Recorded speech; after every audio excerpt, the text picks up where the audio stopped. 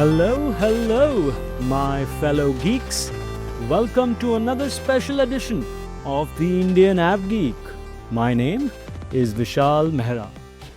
Over the past week, the Indian Parliament has passed the Protection of Interests in Aircraft Objects Bill 2025. Once the President signs on it, the Cape Town Convention and Aircraft Protocol will have the protection of the Indian law. And that hopefully would make the Indian market easier for global lessors to do business in. That brings us to our guest for this week. Alok Anand is the founder and chairman of Acumen Aviation. With over 2 decades of experience in the aviation industry, right from his early days as an aircraft engineer at Jet to spearheading Air Deccan's maintenance control operations, and ultimately establishing Acumen Aviation as a global powerhouse in aviation asset management. He's also a licensed aircraft engineer on Airbus and ATRs. Under his leadership, Acumen has grown into a multinational consultancy in aviation leasing and financing, an area where Alok is considered a global thought leader. It's been a newsy week. Delighted to have you on the show, Alok. Hi, Vishal. Thanks for having me. It's an honor. What got you in the industry, Alok? How did you get your start in aviation? That's an interesting thing. But what started me in aviation was just a desire to look for a career, really. I had actually passed out from school 95, I think 96, and then I was searching for opportunities, trying to find my way in. And I wasn't one of the best students when I passed out of school. I was okay. I was an average student. And I struggled really to get into any of the entrances. Those days there was like become a doctor or become an engineer. I think as you will also recall.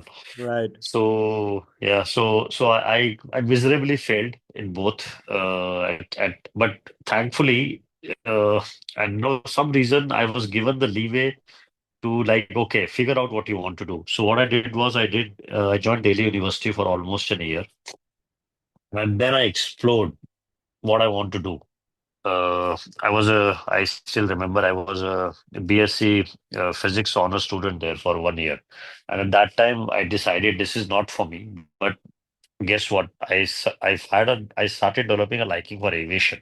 I came across these articles. Some reason I don't know how I came across in newspaper reading about aircraft maintenance engineering. That got me interested. I'm like, what is this interesting thing? Can I try this? Can I? And that I started digging more into it, and then I decided, okay, this is what I want to do. And thankfully, my folks were supporting enough. They said, okay, if you want to do this, you made up your mind. Frankly, when I went into this field, where I was, nobody had heard of it. Our family, there is no one in aviation. Though I found out many years later, one of my great uncles somewhere in Delhi, he was an engineer at Indian Airlines, and I found out after he had retired. So I had no idea when I started doing this. Anyway, so I went into this field, went to Chennai, did my studies, and since then I'm in aviation. Excellent. So, for those who might not be aware of Acumen Aviation, please give us an overview. Acumen is essentially an aircraft asset manager. We provide end-to-end services for anyone who's investing in airplanes, which could range from origination, help with structuring the special purpose vehicles, managing the airplanes through the lease cycle, which is a very key element of our job of asset manager, of being an asset manager. We also provide, so basically anything and everything which falls in this preview, including asset valuations, is our remit. We also provide digital products and digital services, but those are also wrapped around the concept of aviation asset management. So we count some of the biggest banks and lessors among our clients today. Acumen has been around for 16 years, headquartered in Ireland, and we are essentially what I like to call a small multinational. We have an office in US, an office in China. We have a couple of offices in India as well. So our business is serving the lessors, banks, financiers who invest in airplanes. They may use our services or they may use our products at times. So then, who are your clients? Is it the airlines, the lessors, or lease managers? Who are your actual clients? So we ourselves are essentially lease managers, but we do work with some of the bigger lease managers too. And then lessors, yes, essentially most of the lessors out there will be our clients. Like for example, a few names which I can take: Avlon, for example, BBAM, ICBC, Leasing. These will be some examples who will be our. So I'm just giving examples of type of lessors who will be our clients. When it comes to banks, similarly, some banks have aircraft leasing units, especially in China, essentially even in Middle East. So they would be our customers as well. We will also be working. We also work sometimes. Last few years, especially, it has started. The trend has picked up where airlines have also started utilizing specialized services. We work with very few of them, but time to time we do get involved providing direct services to airlines as well. Can you walk us through the process of an airline or a lessor buying an aircraft and where all you get involved? So I'll give you a classic example. So recently we have been working with a Middle East bank who decided to enter into the space of aircraft leasing. They have not come to acumen to decide which airplane to buy, which airplane to invest into, all that. Neither they are using our services, though they might if they want to negotiate the value of the asset. But they came to us and they said, okay, you are our asset manager on this deal or this portfolio. We are buying these many airplanes. They had a certain number of airplanes they were buying, mix of narrow and wide bodies. And then Acumen got involved in negotiating the share purchase agreement. So we are not lawyers. Lawyers essentially will do that, but our inputs will be required on the tech side. One of the most critical element of asset management is technical. If you don't do technical right, the aircraft is not managed well then. So that's where we come in. We give inputs on that share purchase agreement, aircraft return conditions, delivery conditions.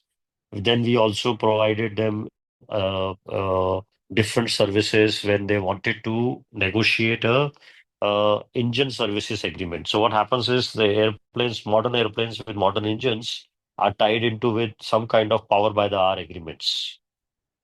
These are different OEMs will structure these agreements in different ways. So they require a very specialized review from an engine specialist to get those agreements sorted. So again, that is where Acumen comes in. We have very high caliber engine management experts with us. So they help with that. And then on top of it, what happens is once the deal is going through, they will use Acumen again. This particular customer will then have us do a pre-purchase inspection, give them a report with our recommendations of what are the possible blind spots in the deal, what they should cover for, what are the precautions they should take. Based on our inputs, a further renegotiation happens between the buyer and the seller. And sometimes we also get involved in that because it's possible sometimes there may be a standstill on certain matters. So then we come in and we tell them, okay, this is nice to have, this is must have, we can move on or we cannot. Essentially, we're doing the end-to-end running of it. And then after that, in this particular case, the customer is also a subscriber to our software. So then we put the assets on our platform and then we help them manage it through the lease life cycle. So that is a typical way of how someone like us will serve a customer. You were just talking about renegotiation. I'm keen to know whether that happens in a seller dominated market like right now. Yes. See, the sellers and buyers market has got to do with the value of the market value of right now, how much you value the asset at. When we talk about renegotiations, those are basis of the findings you do. So if you are trying to sell me an airplane and I am a ready buyer, I would still like to do my due diligence on the asset. And in my due diligence, I may find problems with the aircraft records, aircraft itself, its legal agreements, It's support agreements. I may find any number of issues. I may or may not. And if I find anything seriously hampering my ability to realize full value of the asset, then I may come to you and say, okay, can you drop down your price a bit? Because I've found these, and these issues on the asset. With nearly 800 aircraft in operation, 80% of them leased, India's airlines have more than, I think, about 1,600 planes on order, representing an aviation finance opportunity exceeding well over $100 billion over the next decade or so. We see a lot of instances in the Indian market these days where airlines are wet leasing aircraft. Indigo does it extensively, SpiceJet does it. Is the process the same? How does a wet lease process different from a dry lease? Okay, so a wet lease essentially means you lease the airplane with crew associated with it.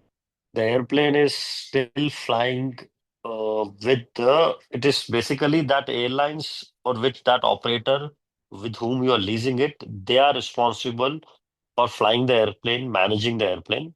You may be providing them some maintenance, but that will be again through a arm's length contract again sometimes.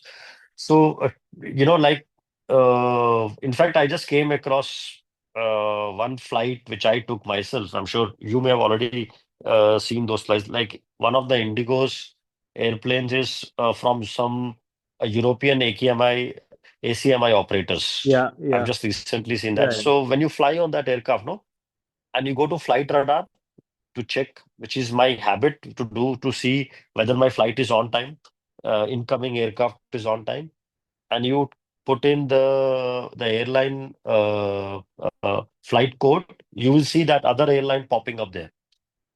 And for a second, you will think that, okay, am I flying on the right airplane and right airline? And then you dig in and you figure out, oh, yeah, this is the airplane wet leased. right. I think Air Cauldron or somebody has leased some airplanes to Indigo recently. So those airplanes are showing like that. That means the airplane is still belonging to that other airline. They have not even deregistered it and re-registered it in India. It is still under the European register. Airplane has been just brought in here for a short-term period. Wet leases are normally allowed for 6 months. I think recently the rules were changed to allow it for 1 year and then another 6 months extension on case-to-case basis. So I think maximum 18 months is allowed currently in India. So airplane is brought in, but everything else is brought in along with it, crew and everything else. And you do minimum changes in configuration or none at all. So then the airplane can just go back as it is. Dry lease, however, is a different ball game. Dry lease is essentially, if I have to draw a comparison, it's like you do a house mortgage, where an operator essentially treats the aircraft as its own and is free to do pretty much a lot more than what they can do on a wet lease. They can reconfigure the airplane, they can fix engines, remove engines, they can do many other things. All these things are defined though through certain legalities and rules. And when they give back the airplane at the end of the lease, they have to normalize everything in a agreed return condition. But during the lease period, they have a right to quiet enjoyment, where they are free to manage and maintain the airplane as they wish, as long as they are giving commitment to maintain it airworthy and no less than at a standard less than the other airplanes in their fleet. And they are required to use their own crew, their own maintenance, everything is their own. So as far as the flying public is concerned, it is the airline's own air. And Alok, Acumen does both wet and dry lease agreements for clients. So we will help in both. Even in a wet lease, the party which is leasing the airplane would like to do sometimes a due diligence on the airline. Or they may want, if they have not leased out, let us say it is essentially a damp lease sometimes, which is a combination where the flying crew comes from the lessor, but the maintenance is the responsibility of the airline. In that case, the lessor may come to us sometimes for certain checks on the airplane time to time. All right. How do you see the Indian aviation market growing? We all know demand is very strong. There are issues on the supply side, and that's prevalent internationally. What opportunities or challenges does that present for an aircraft leasing company? So, see, the Indian aviation market, uh, you know, is currently at a very, in my opinion, early stages of growth because we only have two stable airlines. The two of them have big order books. There is then, after that, there is tier two, which is essentially, I think, right now only Akasa. I won't count SpiceJet there yet, though they're trying to get back to tier two. And then after that, you have all the regional small airlines you have right now, which are, if I have to be very honest, they have yet to make a mark for themselves. It will take a while. Uh, and with these, the way I see the Indian market is there is only potential right now to keep on growing, adding airplanes. But it will be subject to a lot of other challenges which are currently being addressed at various levels. Obviously, infrastructure. Now we know new airports are coming up. I think the airlines can't wait for the airport in Noida to be ready, the airport in Navi Mumbai to be ready as well. Those airports will help a lot. Big airports are required. Infrastructure wise, MROs are required. These are essentially, see, what has happened in my experience, at least since I have been in aviation. The aviation business has always got treated as something which was, I don't know, for whatever reason, it was never an infrastructure necessity. So even now today, while we see all these new airports and everything else, aviation has not been given the status of an infrastructure industry so far. And It why has is been a that? long outstretch. Why is that, Alok?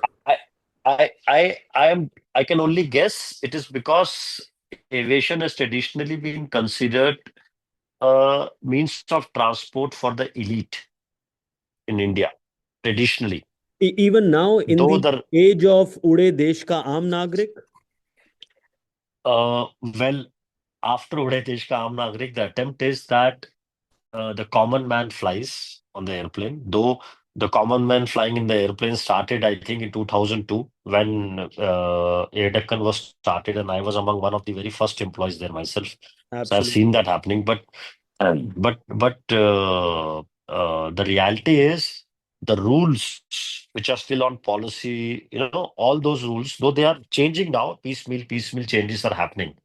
But overall, the attempt is to change it. But if you see the kind of push you require still on infrastructure front, how to make it even more accessible, that mindset change is definitely different. It's quite a different mindset now what was 10 years back or 20 years back. There's no doubt about it.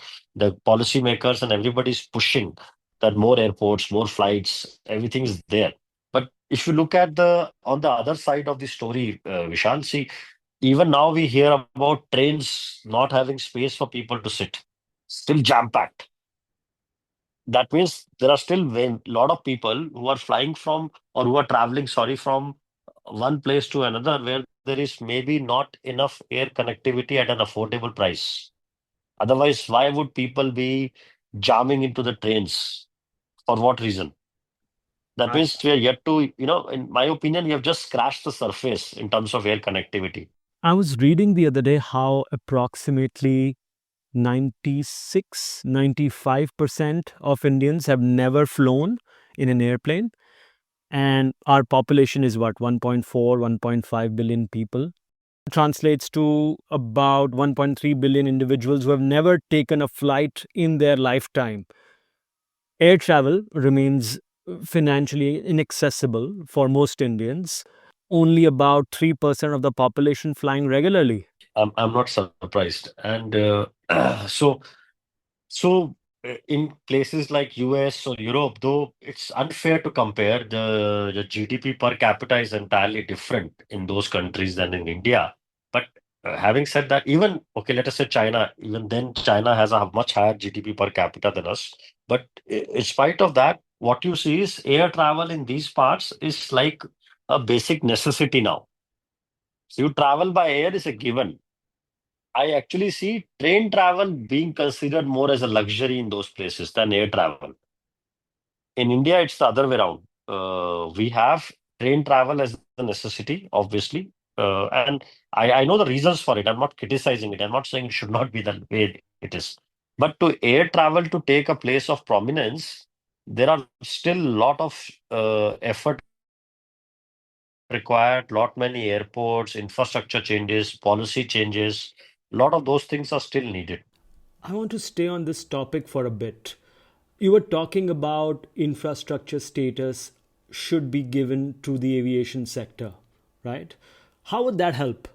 I think it will make access to capital cheaper for the airlines.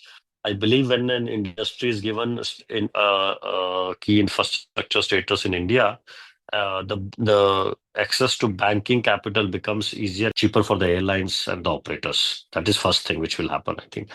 And I think it also comes in. I am not a tax expert, but I believe it also comes in with certain tax breaks and certain policy breaks in their favor. So this is actually in the recently concluded aircraft financing and leasing summit in Gift City, which I was a speaker in just few days back in Gujarat. The airlines which were participating were very vocal about this particular matter. They were demanding that this should be something which the government should consider. This has been a long, outstanding demand, actually. So I think the airlines feel that it will benefit them a lot from access to capital. I think first and foremost is that because remember, airlines is a highly capital intensive industry. Plus, the margins are very, very narrow. When we look at the big numbers, we hear the big turnovers. The actual margins there is quite slim, especially in India. Taxes are still very high, airport charges, charges for parking, all these things are still extremely high. And the capital in India, which we get access to as an entrepreneur, even I get access to others, is quite expensive compared to the cost of capital overseas. Okay. Give us an overview of the aircraft leasing and finance landscape in India today and how it has evolved over the last decade or so. India has been essentially an end user or a consumer of aircraft leasing and financing services so far.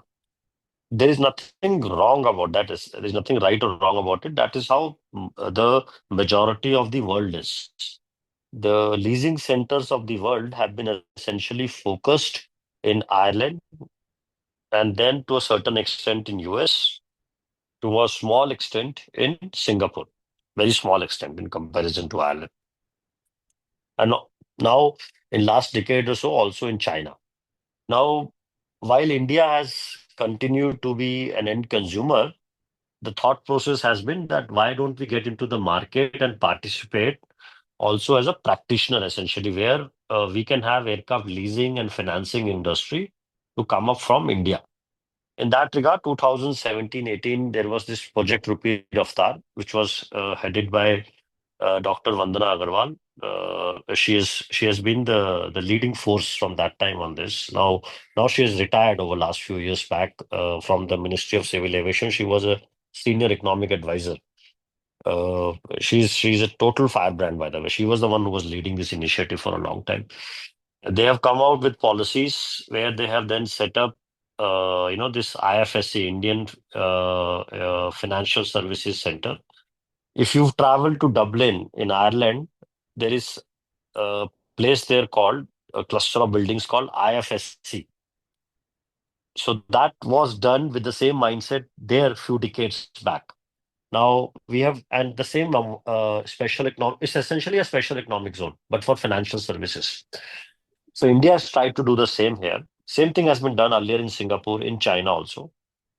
And we have in Gift City in Gujarat come out with this model where we are providing policy and tax initiatives or breaks, rather say, to bring the jurisdiction at par with something like Ireland or Singapore, or even if not at par, as close to that as possible to enable aircraft leasing and finance industry to come up from India. While that is the great thing, the challenge is that Gift City or IFSC's mandate is to bring in overseas investment into India. So the way they have tried approaching this so far, though I see a little bit of realization that they have to change their approach now in the recent conversations we had with them. But so far, their approach has been okay, since we are supposed to bring in overseas investment, FDI into India, they have been going to the leasing market overseas, banks and lessors saying, come to India, set up a leasing platform here. And yours truly here actually has been telling them for last few years, I don't think this will work. I still don't think this will work. The Gift City IFSC as a leasing platform can work, but it won't work in this way. The reason is very simple. See, you let us say you're a lessor in Singapore or somewhere. You are leasing airplanes into India. 85% of airplanes in India are on operating lease. That means there is a huge demand here anyway. You are continuously giving airplanes. What is the necessity for you to set up an office in India? For what purpose? You are leasing to 70 countries. You can't go and set up an office in every country. You don't need to. That is not your business. Your business is to lease airplanes. Your business is not to open subsidiaries because you're not in manufacturing or, in fairness, you are a commercial venture who wants to maximize your profits. And if India wants to get into aircraft leasing and financing, they have to encourage homegrown aircraft leasing initiatives. That so far has not happened now. That is a slightly separate topic. But now, over last few years, what has happened is because of all the efforts which the Indian government and policymakers have done, at least there are some finance leasing platforms which have been set up, which are again arm's length uh, entity of the airlines, which are leasing airplanes into India through a finance leasing structure. So Air India has done a few wide bodies without any gift city or IFSC. They would have simply taken them on finance lease.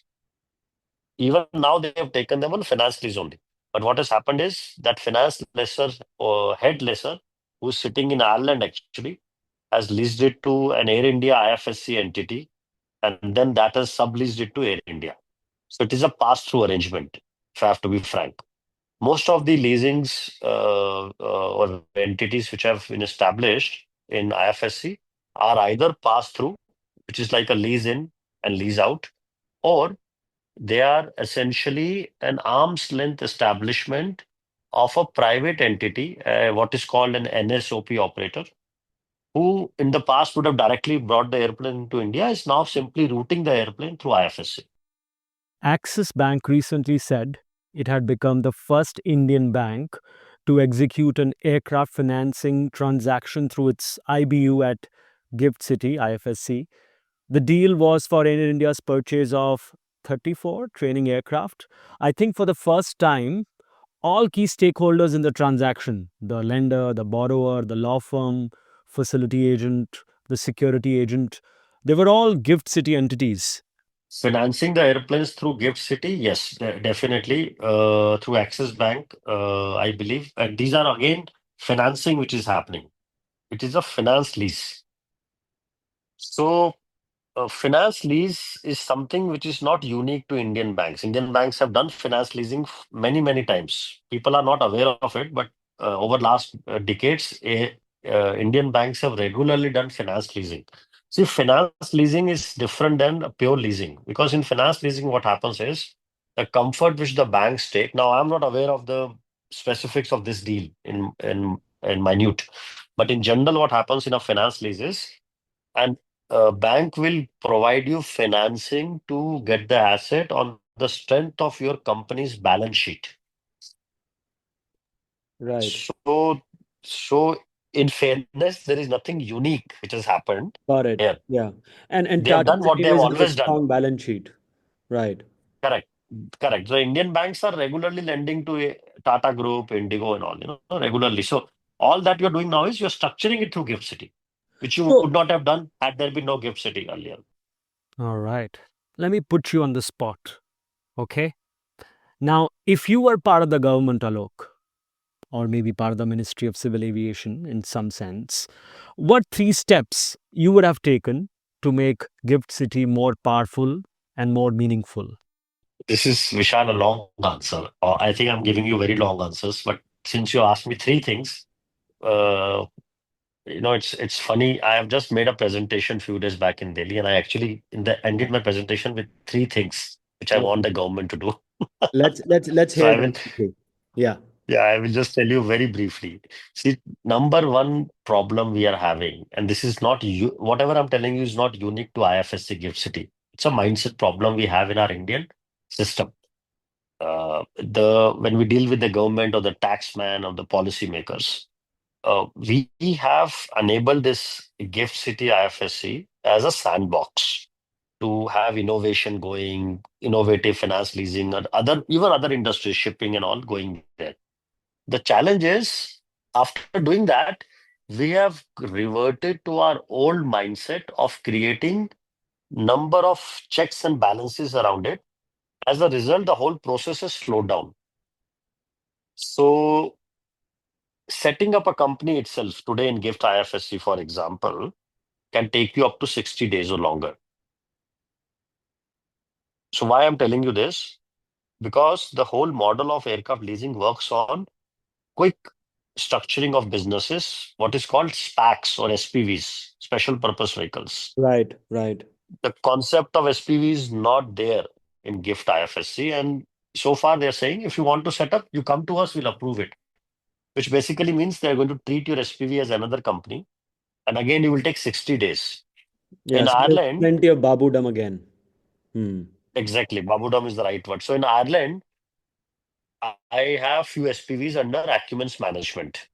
Anytime a customer comes to me and says, can you set up this SPV for me? It takes us 7 days to get the SPV up and running. By the 20th, 25th day, bank account is open. 30th day, the transaction happens. I'm telling you the maximum. Sometimes it is all much faster also. Right. Here, the company setup itself 60, 75 days. And then you go through many other hoops. What they've done is they've said, okay, we'll do a single window. By single window, what they mean is they've set up an online portal and said, this is your single window, you come and apply. What the challenge is, that single window is in front of you, but behind that window, there are many windows. Every department is disparate. You are still dealing with CBDT, still dealing with taxes, still dealing with everybody else, up customs, etc., etc., etc., etc. So everybody has their own. Even now, today, if you deal with the taxman or customs and all, their understanding of aircraft leasing and financing is in a very nascent stage. Right. Hmm. So three things are required. One is move to a trust-based system rather than be in a guild-based system. Indian tax and Indian policy making has always been on a assumption that everybody who is in a business is a thief. So we have to create means, forms, reporting to catch the thief. What they don't realize it creates an incentive for corruption. And the people who are really thieves, you know, are actually sitting in London or some part of the world. And people like us who are doing honest business are all we are doing it every month filling forms. So we have the same filling form process now in IFSC also.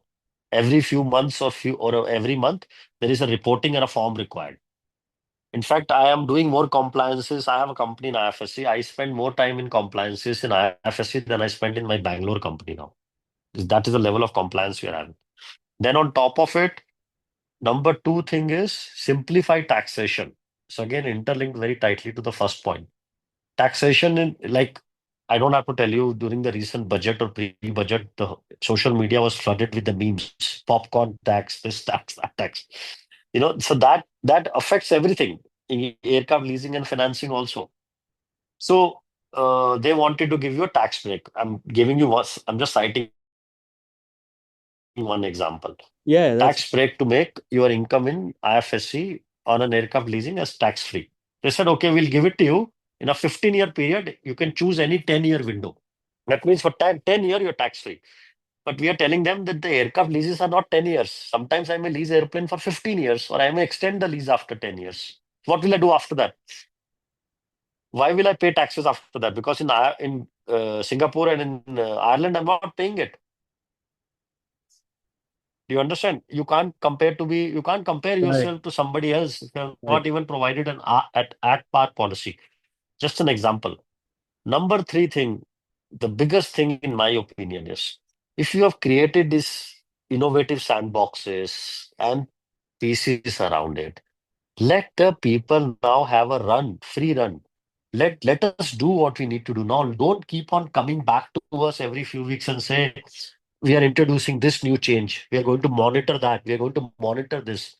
So, it's like you travel on those super sexy speedways of India, and every 500 meter you have a speed breaker, which I don't understand why. I just don't get it. But Yeah. the same reason we have these speed breakers in our policies or rules also. We have created so many checks and balances. We are slowing down everything. See, the in Ireland or even in China, I'm saying even though China has become much more restrictive in last 1 year, but in China, US, Ireland, where my other companies are, together, all together, also my compliance burden is less than the compliance burden is in India alone. That is the kind of compliance burden we face in our country right now. And it is extremely unfair to people like us, to entrepreneurs.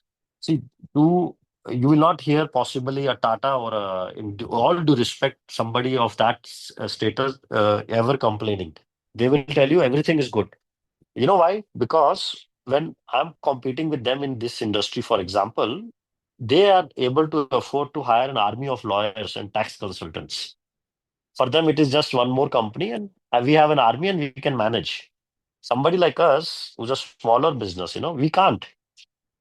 So the so it is like another way of creating a license system and restricting. And what you're doing is you're killing innovation in the country overall. Then this is the reason people are shifting to Singapore. People are shifting to other countries. It's not, don't see, and please don't get me wrong. I'm not advocating a tax-free country. I'm not saying don't pay taxes. I would love to pay all my taxes and everything, which I do anyway. But I would like to have consistency. Sure. That is what is lacking. Let's pause it right there.